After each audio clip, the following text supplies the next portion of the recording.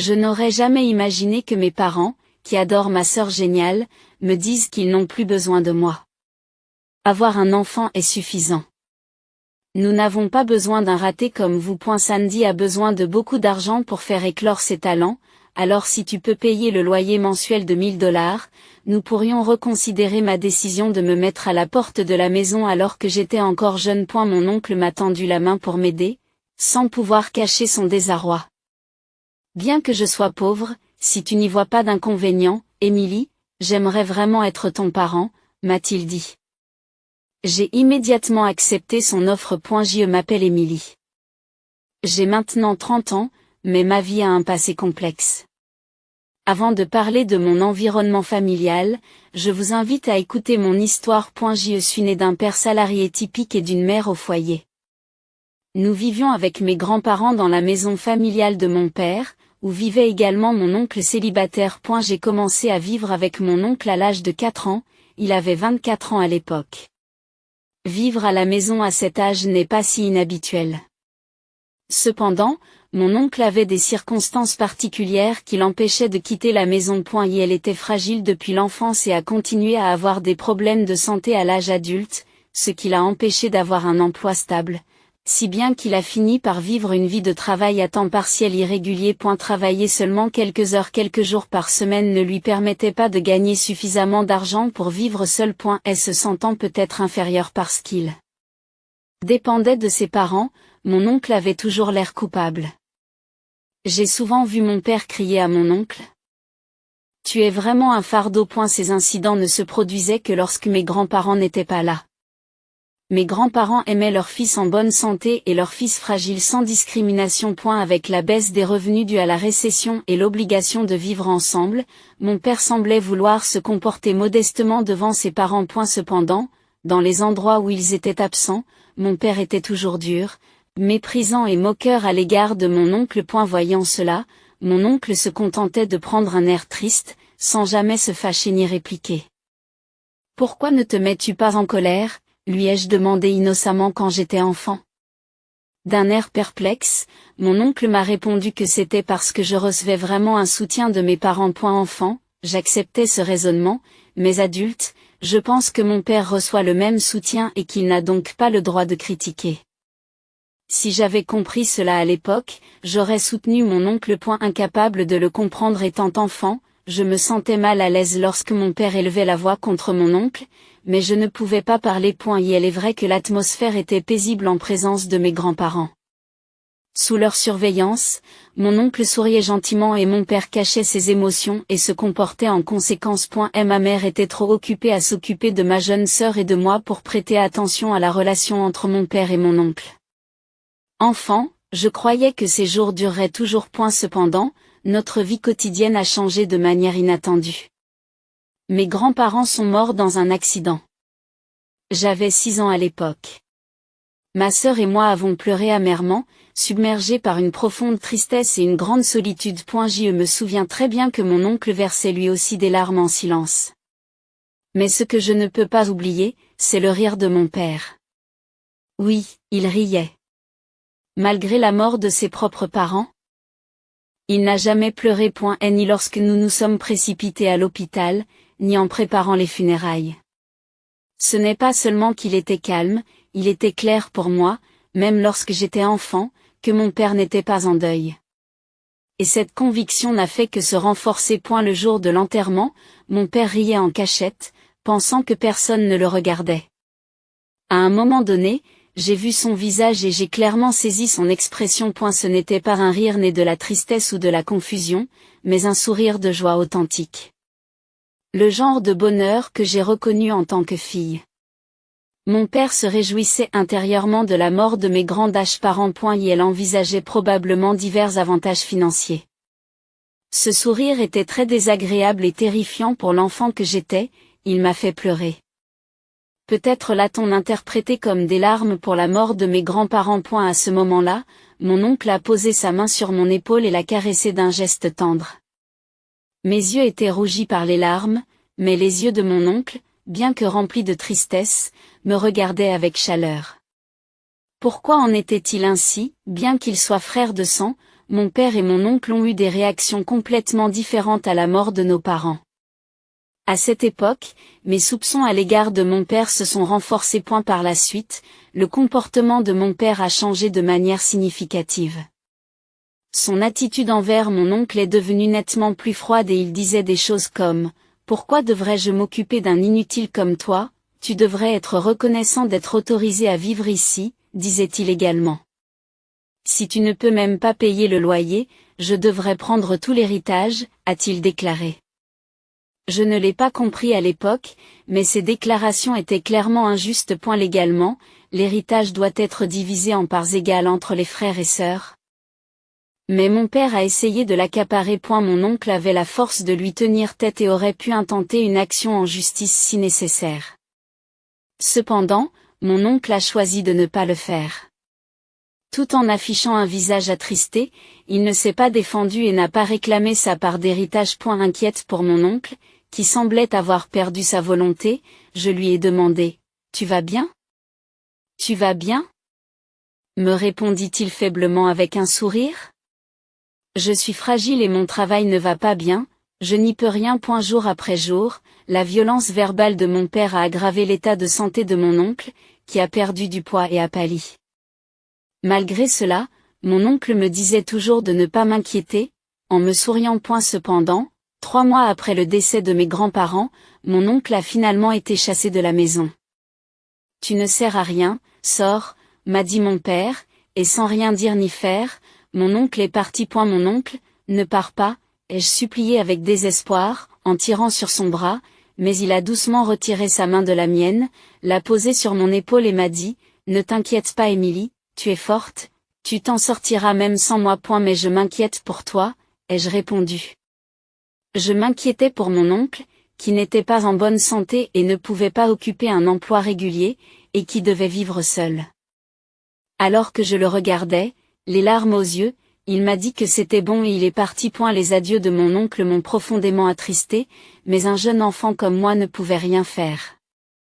De plus, je me suis rapidement retrouvé dans une situation où je ne pouvais pas me permettre de m'inquiéter pour les autres. 2 ans après le décès de mes grands-parents, j'avais 8 ans et j'allais à l'école primaire, et ma sœur Sandy, âgée de 6 ans, était sur le point d'entrer à l'école primaire elle aussi. Tout a commencé lorsque ma mère a mentionné que Sandy avait été félicitée pour son intelligence au jardin d'enfants. Cette intelligence doit certainement être héritée de moi, s'est exclamé mon père avec enthousiasme, et il a décidé impulsivement de lui faire passer un test de QI. Nous avons tous été stupéfaits par les résultats. Un QI de 150. C'est mon ADN. Le chiffre impressionnant de 150 est affiché. Même si je n'arrivais pas à comprendre ce qui rendait ce résultat si incroyable, j'ai compris que ma sœur était exceptionnellement douée. C'est incroyable, Sandy. Merci, grande sœur. Lorsque je l'ai félicitée, elle a souri joyeusement. C'était vraiment un moment de bonheur. Mais il n'y a pas eu plus de bonheur. Les événements qui ont suivi ont été les pires. D'accord, mon père a décidé de lui faire passer les examens d'entrée. C'est cité au T.M. Ma mère a été surprise, mais elle a été poussée par la confiance infondée de mon père, qui pensait que si elle était douée, tout irait bien, et elle s'est enthousiasmée à son tour. À partir de ce moment-là, ma sœur a commencé à suivre des cours de soutien scolaire tous les jours. Comme ma mère l'accompagnait, les tâches ménagères étaient souvent négligées. Par conséquent, la responsabilité m'a été transférée. Puisque ta mère et Sandy sont occupées, tu t'occuperas de la maison, m'a-t-on ordonné. C'est ainsi que la lessive et le nettoyage ont fait partie de ma routine quotidienne. Après l'école, je n'avais pas le temps de jouer, je devais rentrer directement à la maison et terminer les tâches ménagères sous peine de me faire gronder par mes parents.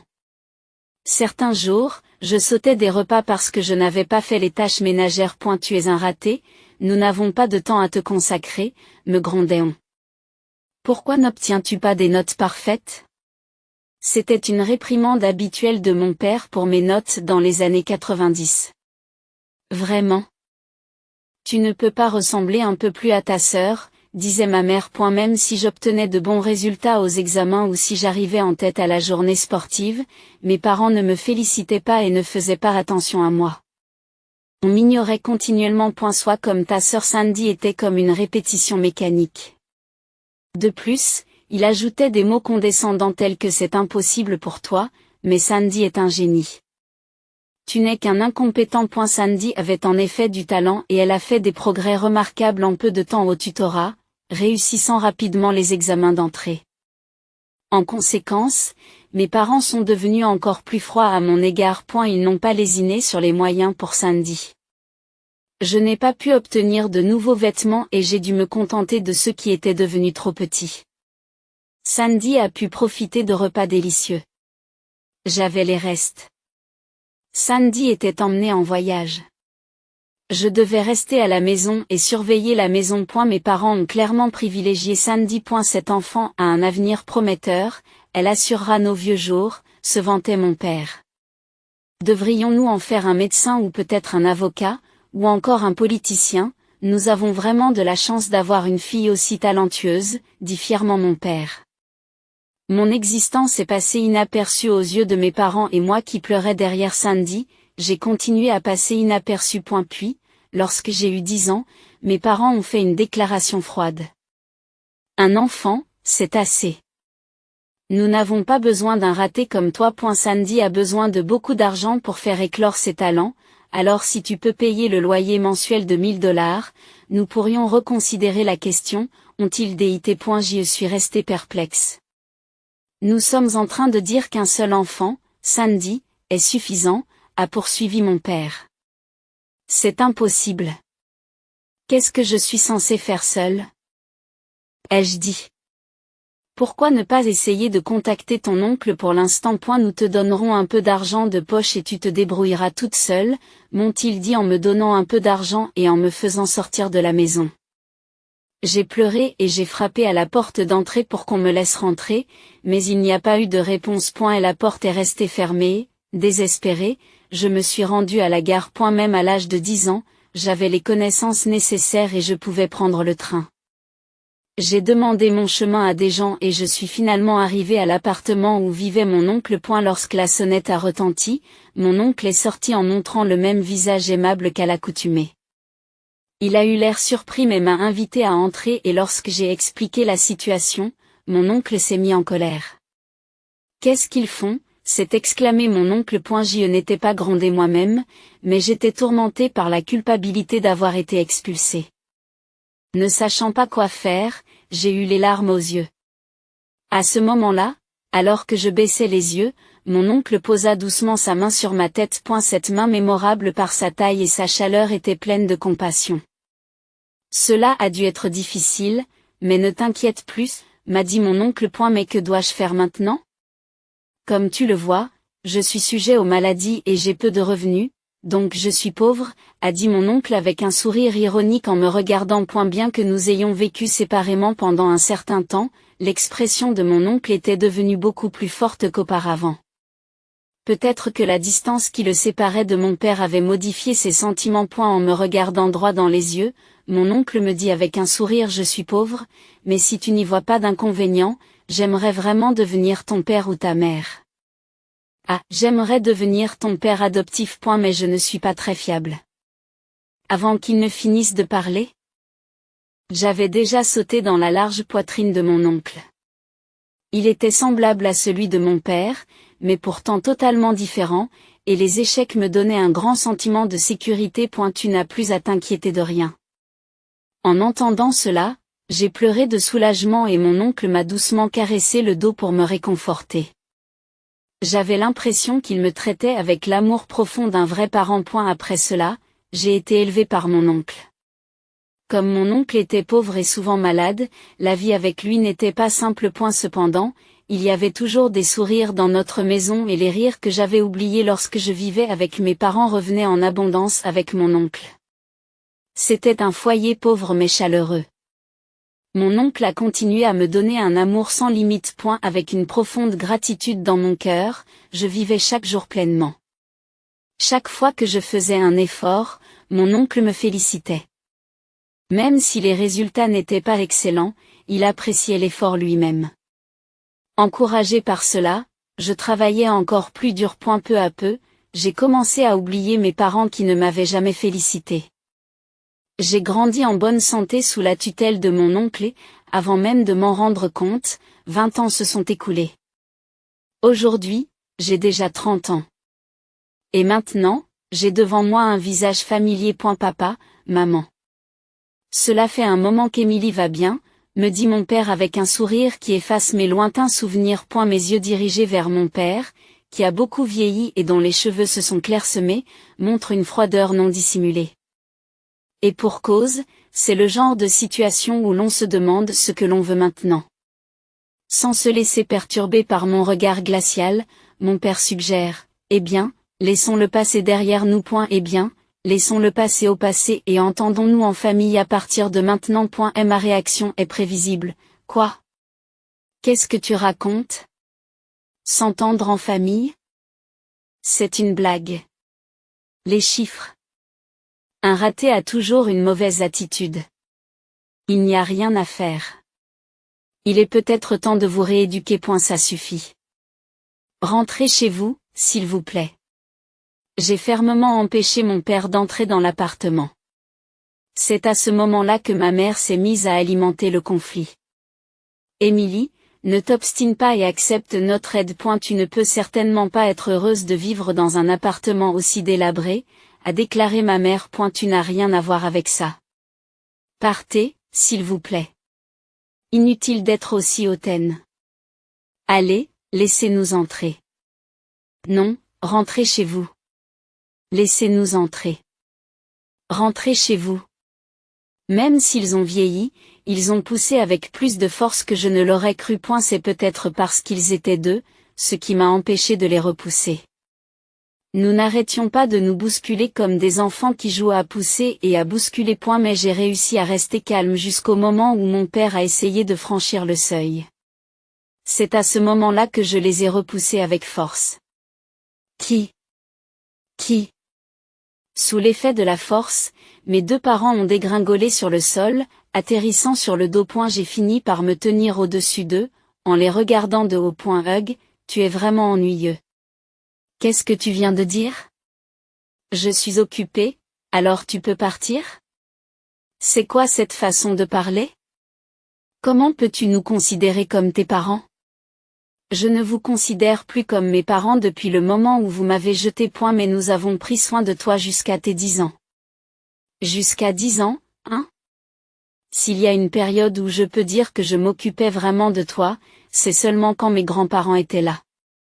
Pourtant, tu as survécu, n'est-ce pas? Ça ne te donne pas le droit de te la jouer hautain et puissant. Alors qu'il luttait pour se lever en se tenant le dos, mes parents paraissaient beaucoup plus petits. Même s'ils ont une cinquantaine d'années. Ils ont déjà l'air d'en avoir 60 ou 70. C'est vous qui l'avez dit vous-même, n'est-ce pas, cette Sandy, c'était assez.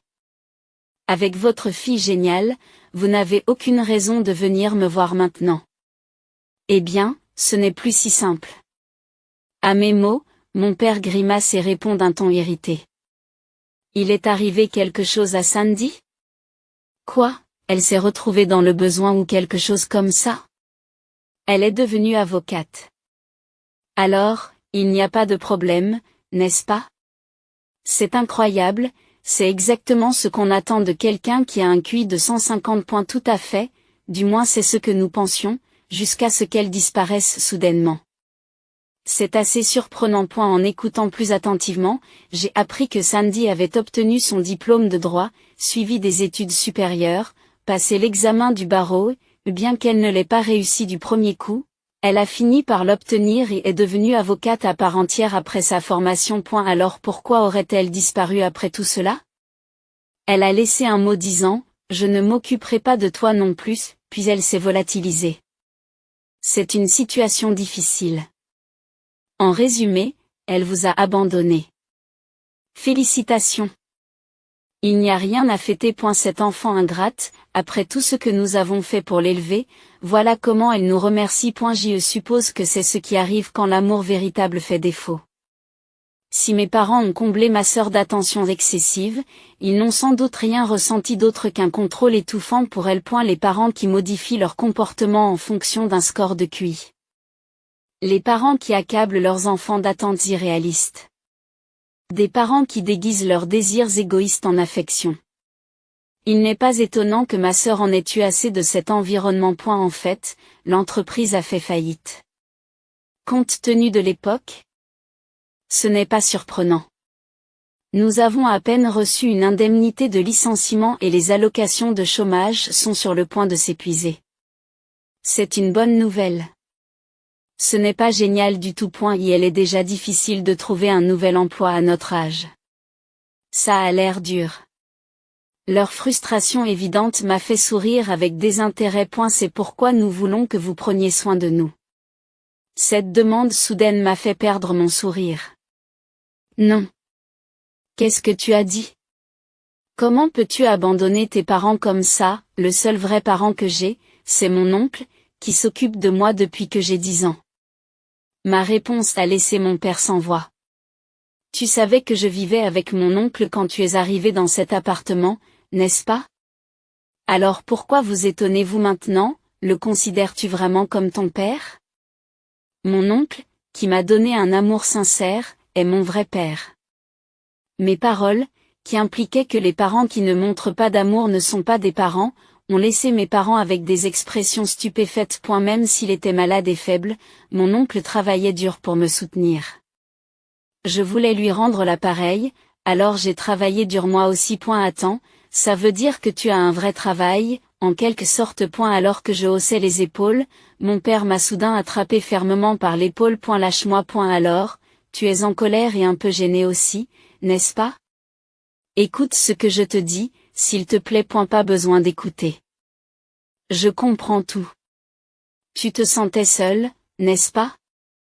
Tu boudes parce que seule ta sœur a eu toute l'attention, n'est-ce pas?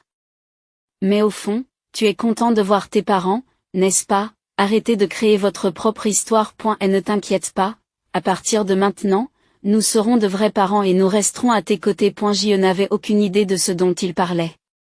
Se pourrait-il que mon père montre déjà des signes de démence, pendant un moment? J'ai regardé mes parents dans le vide, et leurs expressions ridicules m'ont fait éclater de rire. Pourquoi riez-vous? C'est parce que vous êtes heureux? Ah, pas du tout. Sachez qu'au cours des 10 dernières années, je n'ai jamais pensé à vous deux. Grâce à mon oncle, j'ai eu une vie bien remplie. Alors que mes parents me regardaient, choqués par mon rire soudain, j'ai continué à parler. En fait, j'ai reçu une bourse pour obtenir mon diplôme universitaire. Ah bon? Alors tu as dû entrer dans une bonne entreprise. Oui, c'est vrai. J'ai trouvé un emploi dans une grande entreprise bien connue. C'est une bonne nouvelle. Grâce à un lien inattendu, je me suis aussi mariée. Oh, eh bien, je dois rencontrer le marié et lui présenter mes salutations. Non, ce n'est pas nécessaire. Non, c'est tout à fait normal. C'est impossible. Il est actuellement à l'étranger. Oh, je vois. Attendez, quoi? Au fait, l'oncle est aussi à l'étranger. Quoi? Ton oncle aussi? Je croyais que vous viviez seul ici. Je pensais que ton oncle malade l'avait déjà fait. N'allez pas croire que mon oncle est mort. Il a obtenu un poste à l'étranger, et comme c'est dans un endroit où l'environnement est bon pour sa santé, il a accepté. Aujourd'hui, il est heureux de passer du temps à jouer avec mes enfants. Vous aussi, vous avez des enfants. Mes parents étaient presque trop stupéfaits pour assimiler toutes les surprises que je leur réservais. Devant leur perplexité, j'ai souri. À eu début, mon oncle n'était pas très enthousiaste à l'idée de vivre avec nous, mais il a fini par accepter. Aujourd'hui, nous vivons heureux en famille. Dans ce cas, nous pourrions aussi déménager à l'étranger. Bien sûr, allez-y. Mais nous ne vivrons pas ensemble et je ne m'occuperai pas de toi. Tu es libre de faire ce que tu veux avec ton propre argent. C'est impossible. Tu vas vraiment abandonner tes parents? C'est vous qui m'avez abandonné en premier. Mes patients ont fini par craquer face à leurs exigences égoïstes. Les visages de mes parents sont devenus pâles. Je n'ai aucune reconnaissance envers vous, mais je dois beaucoup à mon oncle. Désormais, j'ai l'intention de lui rendre l'appareil pour tout ce qu'il a fait pour moi. Peut-être, mais envoyez-nous au moins un peu d'argent. Je vous en prie. L'oncle n'a jamais touché à l'argent que je lui ai envoyé et a continué à vivre dans ce vieil appartement pendant tout ce temps. Mais maintenant, il a finalement accepté de partir d'ici et de vivre avec nous à l'étranger. Je suis juste là pour finaliser les papiers. Qu'est-ce qui s'est passé? Le dernier jour avant de quitter cet appartement miteux, le fait que vous vous pointiez tous les deux, quelle coïncidence. Attendez. Quoi? Vous partez. Le processus est déjà fait. J'y rends juste les clés et je retourne à notre maison à l'étranger. Et nous? Tu vas nous abandonner, ta mère et moi, demande mon père, choqué, et j'acquiesce clairement. Merci de m'avoir abandonné. J'ai dit cela avec un sourire, les laissant sans voix. Je vous remercie vraiment. Grâce à vous, je suis heureuse maintenant. Sur ces mots, je suis passée devant eux. Qu'est-ce que ça fait d'être abandonnée par la fille qu'on a jetée? J'ai demandé une dernière fois, mais il n'y a pas eu de réponse. Sans attendre de réponse, je suis partie. J'ai eu l'impression que c'était le dernier adieu à mes vrais parents. Après cela, je suis retournée dans mon pays d'origine à l'étranger. Tout au long de ma vie avec mon oncle, j'ai travaillé dur et j'ai persévéré. Ces efforts ont payé et j'ai obtenu un emploi dans une entreprise réputée. Plus tard, j'ai eu l'occasion de travailler à l'étranger et c'est là que j'ai rencontré l'homme que j'ai épousé. Mon oncle a versé des larmes de joie en célébrant notre union.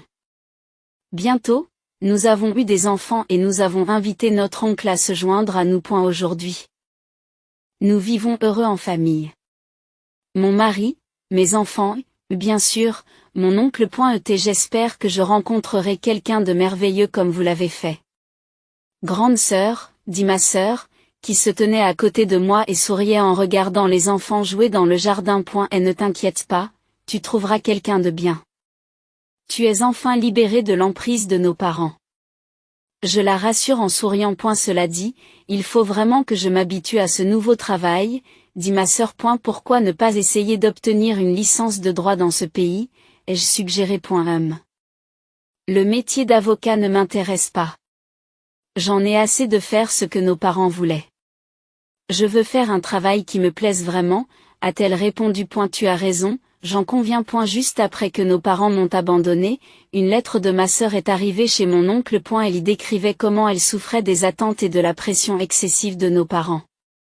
Après en avoir discuté avec mon oncle, nous nous sommes secrètement arrangés pour rencontrer ma sœur sur le chemin de l'école. Nous sommes restés en contact à l'insu de nos parents. Ma sœur voulait vivre avec nous, mais compte tenu de la situation financière de mon oncle, il lui était impossible de subvenir à nos besoins à tous les deux. Nos parents ne l'auraient jamais permis, et ma sœur a donc dû vivre avec eux jusqu'à ce qu'elle devienne adulte et qu'elle puisse planifier son évasion. Ce fut une épreuve difficile, mais elle l'a surmontée et a finalement gagné sa liberté. Alors que nos parents étaient distraits, célébrant son succès en tant qu'avocate, elle a déménagé et est devenue indépendante. Bien sûr, j'étais là pour l'aider. Bien qu'elle ait trouvé un emploi ici, elle a du mal à s'adapter à la nouvelle langue et au nouvel environnement, mais je suis sûre qu'elle s'en sortira. Et elle n'y a pas plus résiliente et travailleuse que ma sœur, qui a résisté à l'éducation stricte de nos parents. Et elle s'adaptera donc rapidement. D'un autre côté, même si je m'inquiétais pour mon oncle, il m'a dit qu'il avait l'intention de s'inscrire dans une école de langue, lui ai-je dit, et elle a hoché la tête en souriant. C'est très bien. Il n'est jamais trop tard pour apprendre. Sa santé s'est beaucoup améliorée, nous devrions donc profiter davantage de la vie maintenant. Tu as tout à fait raison. Nos parents se sont rapidement retrouvés à court d'argent après avoir égoïstement dilapidé l'héritage. Même s'ils ont continué à investir dans ma sœur, ils ont fini par perdre leur emploi. Lorsqu'ils ont vendu la maison, ils se sont retrouvés avec très peu d'argent, car celui-ci était lié à des prêts pour l'amélioration de l'habitat.